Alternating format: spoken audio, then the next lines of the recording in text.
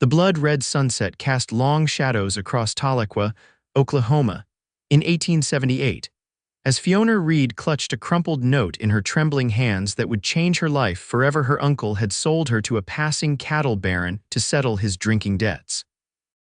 "You can't do this to me, Uncle Horace," Fiona whispered, her voice breaking as she stood in the doorway of their modest homestead. Her parents' deaths 3 years prior had left her in the care of her father's brother, a man who had once been kind but whose relationship with whiskey had grown far more intimate than any family bond. "Already done, girl," he slurred, not meeting her gaze as he counted the stack of bills on the kitchen table. "Mr. Blackwell's foreman will be here tomorrow to collect you. Says you'll make a fine housekeeper up at the big ranch." Fiona swallowed hard, fighting back tears. At 22, she had survived hardship before, but this betrayal cut deeper than any previous pain. "Housekeeper. We both know what that means. How much did he pay for me? How much am I worth to you?" Uncle Horace's bloodshot eyes finally lifted to her face. "Enough to keep me in whiskey for months. You should be grateful it's more than most girls fetch these days." "Grateful?" The word tasted like poison on her tongue. "I've cooked for you, cleaned for you, nursed you through more drunken nights than I can count. I stayed out of loyalty to my father's memory, and this is how you repay me." Her uncle's hand shot out suddenly, gripping her wrist with surprising strength for a man in his condition. "Don't you take that tone with me, girl. Your pa left me with nothing but trouble. I'm just making the best of what I got." Fiona jerked away, rubbing her wrist. "I'm not property to be sold. In this world, everything's for sale," he muttered, returning to his counting. "Pack your things, they'll be here at noon." Upstairs in her small bedroom, Fiona pressed her face into her pillow to muffle her sobs. The walls that had once sheltered her now felt like the bars of a cage. Through the window, she could see the main street of Tahlequah, life continuing as normal while hers crumbled around her. She knew stories of girls sold as housekeepers to wealthy ranchers. Few ever returned to tell their tales. Dawn broke with cruel brightness the next morning. Fiona had barely slept, her mind racing between desperate plans of escape and the crushing reality that she had nowhere to go. She packed her meager belongings: 2 dresses, a hairbrush that had belonged to her mother, a small book of poetry, and the silver locket containing a miniature portrait of her parents. As the grandfather clock in the hall struck 11, she heard the commotion outside. Curious, she peered through the window to see a crowd gathering in front of the saloon down the street. At the center of the disturbance stood a tall figure in a dust-covered duster coat. Even from this distance, she could see the man's broad shoulders and the glint of sun on his dark hair as he removed his hat. Samuel Irwin had not intended to stop in Tahlequah for more than a night's rest before continuing his cattle drive to Kansas. The 30-year-old trail boss had been on the move for weeks, driving 2,000 head of longhorns north with his crew of 15 men. They were camped just outside town, and Samuel had ridden in alone to purchase supplies before their final push northward. The sound of raucous laughter from the saloon caught his attention as he tied his horse outside the general store. Something about the jeering tone made him pause. Through the dusty window, he could see a gray-haired man slumped at the bar, surrounded by a group of rough-looking locals who seemed to be encouraging his drinking. "Another round for our friend Horace," one of them called out. "Man's celebrating selling off his troublesome niece." Samuel froze, his hand still on his horse's reins. "How much did Blackwell pay you for the girl?" Another voice asked. The older man, Horace, raised his glass. "Enough to forget I ever had a niece at all," laughter erupted, but Samuel felt only disgust rising in his throat. He had seen his share of human cruelty during the war and in the years that followed, but the casual sale of a woman hit him with particular revulsion. Without conscious thought, he found himself pushing through the saloon doors. "Seems like an odd thing to celebrate," Samuel said, his voice cutting through the laughter like a blade. The room fell silent as heads turned toward him. "Selling your own kin," Horace squinted at the newcomer. "Ain't no business of yours, Cowboy." "Maybe not," Samuel agreed, stepping closer. "But I've got a rule about men who treat women like cattle." One of the locals, a burly man with a patchy beard, moved to intercept him. "You best move along, stranger. We don't need no trouble here." Samuel's gaze never left Horace. "I'm not looking for trouble. Just wondering what kind of man sells his own family." Horace stood up, swaying slightly. "The kind who's tired of feeding a useless mouth. Blackwell's paying good money for her, and she'll have a better life than I can give her." "At what cost?" Samuel asked, his voice dangerously soft. "Like I said," Horace slurred, emboldened by whiskey and the presence of his drinking companions, "none of your concern." "Now why don't you—" The rest of his words were cut off as Samuel's fist connected with his jaw, sending him sprawling backward over a chair. The saloon erupted into chaos. Fiona had ventured outside, drawn by the commotion. As she approached the saloon, she heard the unmistakable sounds of a brawl. Glass shattered, furniture splintered, and men shouted. Suddenly, the batwing doors burst open, and her uncle came flying through them, landing face first in the dirt of the main street. Following him came a tall stranger, his knuckles bloody but his stance steady. He grabbed Horace by the collar and hauled him to his feet. "You're going to tell me where this niece of yours is," the stranger growled, "and then you're going to give back whatever money you took for her." Horace's face was a mess of blood and dirt, his left eye already swelling shut. "Can't," he mumbled. "Spent most of it already." The stranger shook him hard. "Then you'll find a way to make it right." "I'm right here," Fiona called out, stepping forward before she could think better of it. Both men turned to look at her, and she felt a flush rise to her cheeks under the intense gaze of the stranger. Samuel stared at the young woman who had spoken. She stood with her chin held high despite the fear evident in her eyes. Her chestnut hair was pulled back in a simple braid, and her calico dress was worn but clean. There was a quiet dignity in her bearing that struck him more forcefully than he expected. "Madam," he said, tipping his hat with his free hand while still holding onto her uncle with the other. "Samuel Irwin, appears your uncle here has been making arrangements on your behalf without your consent." "Fiona Reed," she replied, her voice steadier than she felt. "And yes, he has." Samuel turned back to Horace. "The deal's off, you understand me. You're going to tell Blackwell's men the girl isn't for sale." "Can't do that," Horace muttered. "He'll kill me."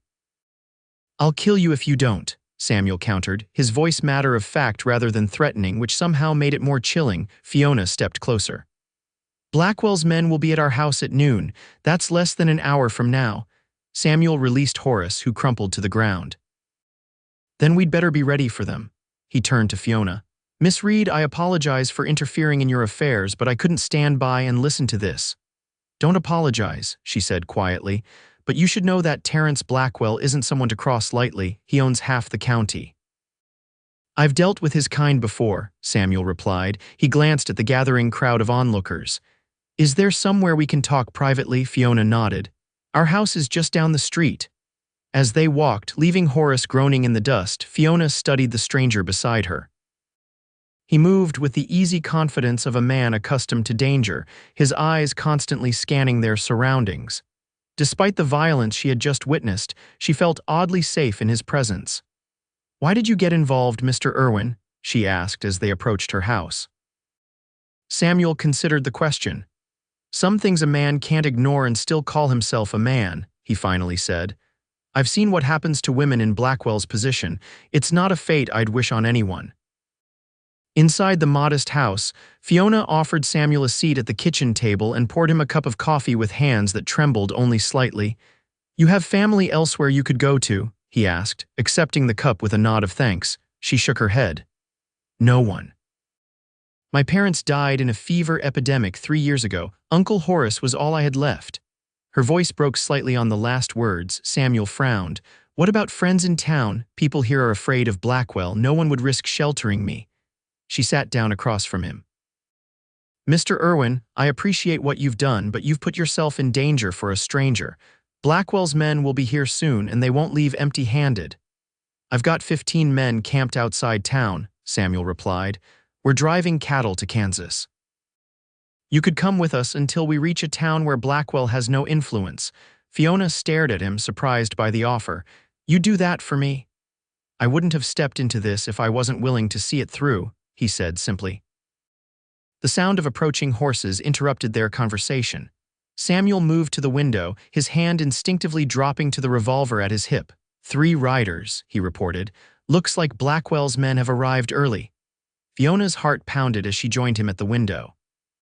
She recognized the lead rider as Tom Harker, Blackwell's foreman, a man with a reputation for cruelty that extended beyond the borders of the territory. "Stay inside," Samuel instructed, heading for the door. "And if things go south, there's a back door, I assume." She nodded, fear closing her throat. "Use it if you need to," he said, then stepped outside to face the approaching riders. Samuel stood on the porch, his posture relaxed but alert as the three men reined their horses to a stop in front of the house. The leader, a lean man with a face like cured leather, studied him with cold eyes. "You're not Horace Reed," the man observed. "No, sir, I am not," Samuel agreed pleasantly. "Samuel Irwin, and you would be—" "Tom Harker, I work for Mr. Blackwell." Harker's eyes flickered to the house behind Samuel. "We've come to collect a woman. This doesn't concern you." "Actually, it does," Samuel said, his pleasant tone unchanged. "Miss Reed isn't going anywhere she doesn't want to go." Harker's expression hardened. "Mr. Blackwell has a legal agreement with her uncle. Paid good money, too." "That agreement's been dissolved," Samuel replied, "on account of Mr. Reed not having the authority to sell another human being." The other two riders shifted in their saddles, hands moving closer to their weapons. Harker noticed Samuel tracking these movements and smiled thinly. "You a lawman, Irwin, just a cattle driver passing through. Then I suggest you keep passing." Harker dismounted, his spurs jangling as his boots hit the dirt. "This is between Blackwell and the Reeds." Samuel didn't move from his position, blocking the door. "The lady doesn't want to go with you." "The lady doesn't have a choice," Harker snapped, his patience visibly wearing thin. "Now step aside before my men remove you." Inside the house, Fiona watched through the window, her heart in her throat. The confrontation was moments away from turning violent, and it would be her fault if this man who had stood up for her when no one else would got hurt or killed. Making a sudden decision, she opened the door and stepped onto the porch beside Samuel. "Mr. Harker," she said, proud that her voice remained steady, "there's been a misunderstanding. My uncle had no right to make any agreement with Mr. Blackwell. I'm not for sale." Harker's eyes narrowed. "Your uncle seems to think differently, Miss Reed." "My uncle is a drunk who would sell his own mother for a bottle," Fiona retorted. "Whatever he told Mr. Blackwell was a lie." "Mr. Blackwell doesn't like being disappointed," Harker warned, "or lied to." "Then he should choose his business partners more carefully," Samuel interjected. "Now you and your men are going to get back on your horses and ride out of here. Tell Blackwell the deal's off." Harker's hand moved to his gun. "I don't think so." The tension was broken by the sound of more riders approaching. Samuel allowed himself a small smile as 5 of his own men appeared at the end of the street, led by his segundo, Miguel Rodriguez. "Those would be some of my hands," Samuel explained conversationally. "The rest are back at camp with our herd. 2,000 head of Texas Longhorn that need to get to Kansas, which means I don't have time for prolonged discussions." Harker assessed the newcomers, doing the quick calculation that 5-3 weren't odds in his favor, especially when his opponents had the advantage of being prepared for trouble. "This isn't over," Harker warned, backing toward his horse. "Mr. Blackwell will hear about this." "I'm counting on it," Samuel replied. "Tell him the lady is under my protection now." They watched as Harker and his men mounted up and rode away, dust rising in their wake. Only when they had disappeared from view did Samuel turn to Fiona. "You should pack whatever you want to take with you," he said gently. "We'll be leaving as soon as possible." Fiona looked up at him, confusion mingling with gratitude. "You're really taking me with you?" "Unless you'd rather stay and face Blackwell alone," Samuel replied. "But I wouldn't recommend it." "No, I thank you," she hesitated. "But what happens when we reach Kansas?" Samuel considered this. "That's for you to decide, Miss Reed. My responsibility is getting you there safely." An hour later, Fiona found herself riding beside Samuel at the head of a massive herd of cattle. Her few possessions packed in saddlebags on a gentle mare one of the cowboys had procured for her. The rhythmic sound of hooves and the occasional low of the cattle created a strange, soothing backdrop to her tumultuous thoughts. "First time on a cattle drive?" Samuel asked, noticing her wide-eyed observation of the operation. "First time on a horse in years," she admitted with a small smile. "My father taught me to ride when I was little, but after he died." She trailed off, the memories bittersweet. Samuel nodded, understanding. You'll get your seat back quickly enough, and the men know to keep the pace steady for the herd's sake." As they rode, he explained the basics of the drive, how they would cover 15 to 20 miles a day, the roles of the different cowboys riding point, flank, and drag, the nightly watches to prevent stampedes. "And where do I fit into all this?" Fiona asked. Samuel's expression softened slightly. "For now, just as our guest. The boys are happy enough to have someone new to show off for." He nodded toward a young cowboy who was currently attempting to twirl his rope in increasingly elaborate patterns while riding, much to the amusement of his companions. Fiona laughed despite herself, the sound startling her after so many days of fear and despair. Samuel glanced at her, a smile touching the corners of his mouth. "That's better," he said quietly. That first night, camped beside a creek, Fiona sat near the fire watching the activities around her with fascination. The cook, a grizzled older man named Beans, had prepared a surprisingly tasty stew, and the cowboys took turns telling stories and singing songs as they ate. Several of them tipped their hats respectfully when they passed her, but none made her feel uncomfortable with unwanted attention. Samuel joined her after checking on the night watch rotation, settling onto a log beside her with a tin cup of coffee. "How are you holding up?" he asked. "Better than I expected," she admitted. "Your men have been very kind. They're good boys, mostly, a few rough edges but decent at heart." He sipped his coffee. "You should try to get some rest. I had the boys set up a separate area for you behind the chuck wagon." "It's not much privacy, but it's the best we can manage out here." Fiona nodded, suddenly aware of how exhausted she was. "Mr. Irwin, Samuel," he corrected gently. "Out here formality doesn't last long." "Samuel," she repeated, liking the way his name felt on her tongue. "I don't know how to thank you for what you've done." He shook his head. "No thanks needed. I couldn't have lived with myself if I'd ridden away and left you to that fate." "Still," she insisted, "you put yourself at risk for a stranger. That's not something many would do."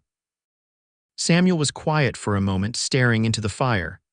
"During the war, I saw too many people looking the other way when someone needed help. I promised myself I wouldn't become like that." He looked up at her, his eyes reflecting the firelight.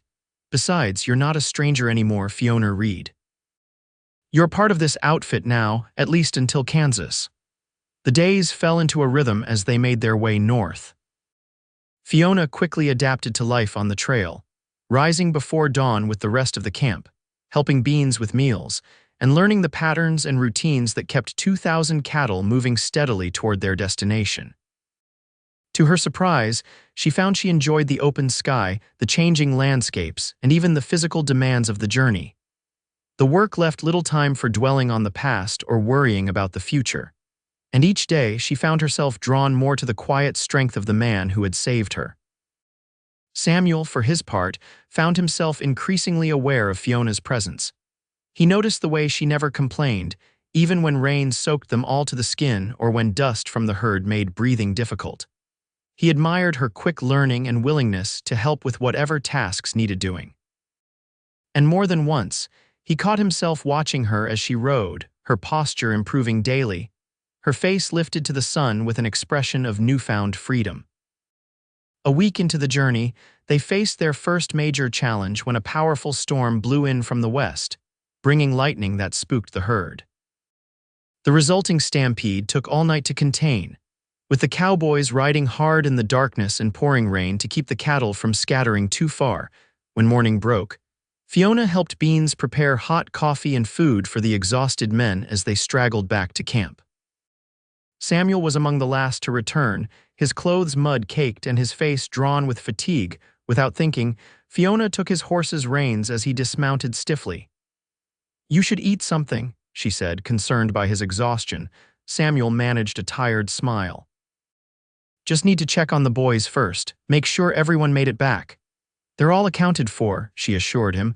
"Miguel has been keeping count, no serious injuries, though Pete got thrown and has a sprained wrist." The relief in Samuel's eyes was palpable. He squeezed her shoulder gratefully, the brief contact sending a warmth through her that had nothing to do with the morning sun. "Thank you," he said simply, then moved to check on his injured cowboy. That night, after the herd had been settled and the camp established in a new location, Samuel found Fiona sitting alone at the edge of the firelight, sewing a tear in one of the cowboy's shirts. You don't have to do that, he said, lowering himself to sit beside her. The boys can manage their own repairs, she smiled without looking up from her work. Have you seen their attempts? Besides, it gives me something useful to do. They sat in comfortable silence for a few minutes, the only sounds the crackling of the fire and the distant lowing of cattle. We should reach the Kansas border in about 10 days, Samuel finally said. From there, it's another week to Dodge City. Fiona's hands stilled. I see. Have you given any thought to what you'll do there? He kept his tone casual, though the question had been weighing on him more heavily with each passing day. Not really, she admitted. Find work, I suppose. I can cook and clean, and I'm handy with a needle, Samuel nodded. Dodge has plenty of opportunities for someone willing to work hard. Although it's a rough town in many ways. I'm tougher than I look, she said with a small smile. Besides, anywhere is better than being Blackwell's housekeeper. Samuel's jaw tightened at the reminder. Yes, well, you won't have to worry about him anymore. He hesitated before adding, you know, after we deliver the herd, I'll be heading back to my ranch in Texas. It's nothing fancy, but it's a good piece of land with a decent house. Fiona glanced up, trying to read his expression in the firelight. Is that an invitation, Mr. Irwin? It could be, he replied carefully. If you were interested, her heart quickened. As what, your housekeeper? Samuel met her gaze directly. No, Fiona, never that. The honesty in his eyes made her breath catch. Before she could respond, however, shouts from the edge of camp interrupted them. Riders coming in, came the warning call from the night watchman. Samuel was on his feet instantly, hand dropping to his gun. Stay here, he instructed, striding toward the commotion. Fiona ignored the command, following a few steps behind. A group of 5 men on horseback had ridden into the circle of firelight, led by a well-dressed man whose expensive suit and gleaming boots marked him as someone of means. That's far enough, Samuel called out, his men forming a protective line behind him. State your business. The lead rider dismounted smoothly. He was older, perhaps 50, with silver threading through his dark hair and a neatly trimmed beard. His eyes were cold despite his polite smile. Terence Blackwell, he introduced himself with a slight bow. And you must be the cattle driver who's taken something that belongs to me. Fiona felt a chill run through her at the sound of the name. Samuel shifted his stance slightly, positioning himself more directly between her and Blackwell. Nothing here belongs to you, Samuel replied evenly. And you're trespassing on my camp. Blackwell's smile didn't reach his eyes. I've ridden 3 days to catch up with you, Mr. Irwin. I don't appreciate having my property stolen. People aren't property, Samuel said, his voice hardening. Miss Reed is under my protection now. Is that what this is about, protection? Blackwell laughed, the sound devoid of humor. How noble, but unnecessary. I merely wish to offer the lady a position in my household. Her uncle misunderstood the nature of the arrangement.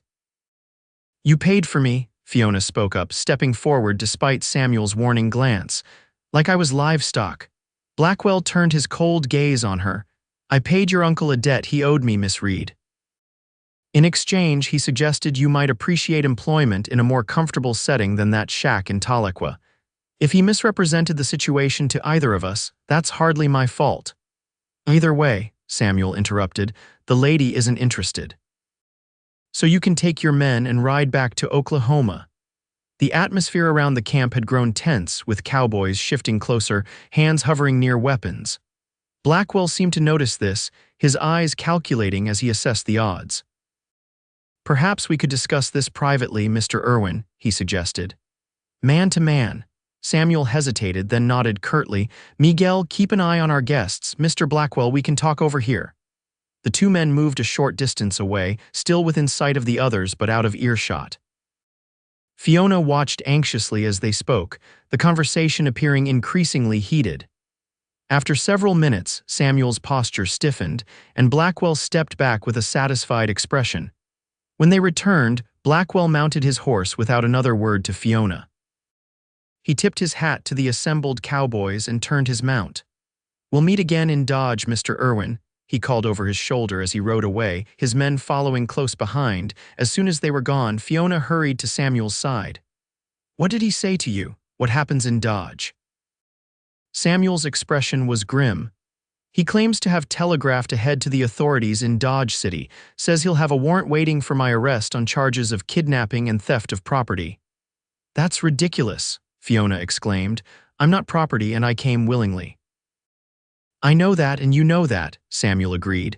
But Blackwell has money and influence in frontier towns that often matters more than the truth. Miguel approached, concern evident on his weathered face. What's the plan, boss? Samuel thought for a moment. We continue as planned. We need to get this herd to market and we're not turning back now.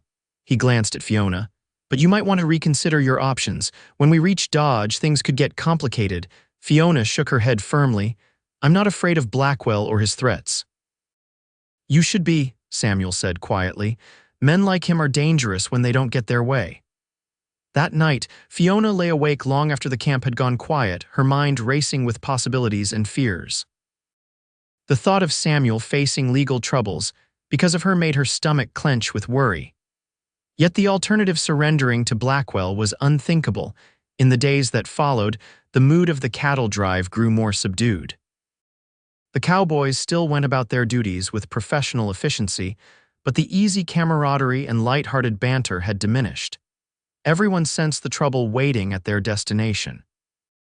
Samuel spent more time riding alone at the head of the herd, his expression distant as he planned and strategized.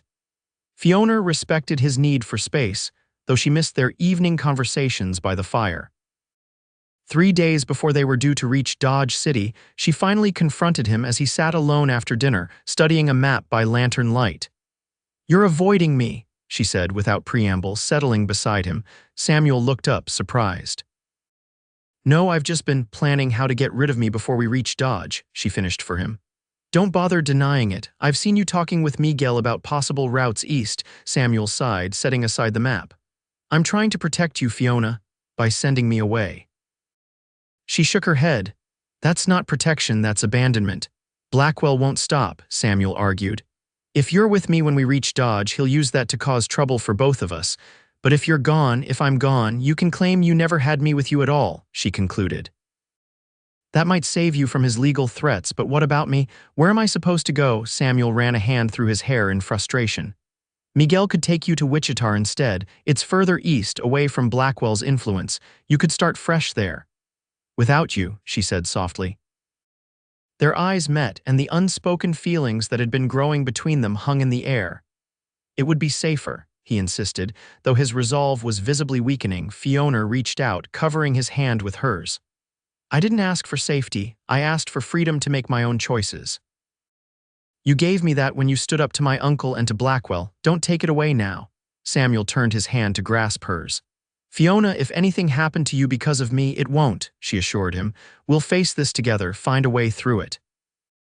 He studied her face, seeing the determination there. "You're the most stubborn woman I've ever met," he said, but there was admiration in his voice. "I prefer resolute," she replied with a small smile. Samuel's expression softened. "Resolute it is then." He hesitated before adding, "There is another option we haven't discussed." Fiona raised an eyebrow questioningly. "We could get married," he said, the words coming out in a rush. "Before we reach Dodge, if you're my wife, Blackwell's claims would hold even less water. No court would recognize his right to a married woman." Fiona stared at him, momentarily speechless. "Are you proposing to me as a legal strategy, Samuel Irwin?" A flush rose to his cheeks.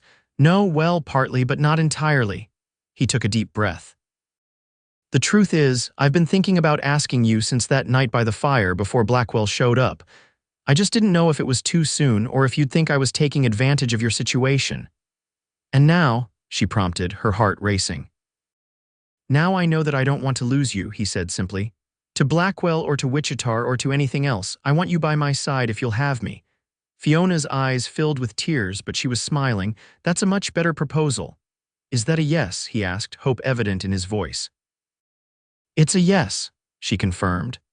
The small frontier church in the town of Burton, Kansas, had seen many hasty weddings over the years, but few had featured a bride in a borrowed dress accompanied by 15 cowboys in their cleanest shirts.